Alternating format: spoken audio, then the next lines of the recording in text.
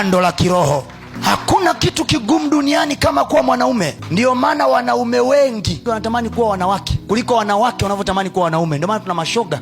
Idadi ya mashoga ni kubwa kuliko idadi ya wasagaji. Idadi ya wanawake ni kubwa kwa namba, lakini wanawake wanaotaka kuwa wanaume ni wachache. Lakini wanaume wanaotaka kuwa wanawake kibao. Kwa nini? Wanaume mgumu. Kiwa mwanaume lazima umepinda, upigwa sana umu, yani maisha yamekutwanga, alafu unatokea na baba yake mtu. Unataka kuwa mwanaume alafu unapaka lipstick, wewe vipi bwana?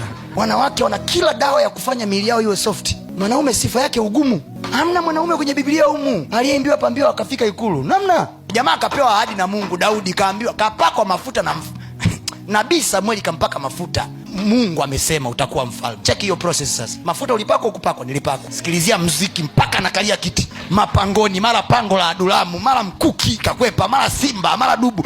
Ndio ghafla mfalme. Mungu na yeye hapendi kunyanyua watu wadhaifu. Biblia inasema kwake yeye hakutaingia chochote kilicho kinyonge. So God loves strong people. Now you cannot be made to be strong by take issues. No, kwake hakutaingia chochote kilicho kinyonge, kwa sababu ili uwe mwenye nguvu, endure. Hayo madudu yaliyopitia hayo, Mungu aliruhusu yapitie kwa sababu anataka kuprove nguvu yake. Anataka kuiprove nguvu yake. Yes.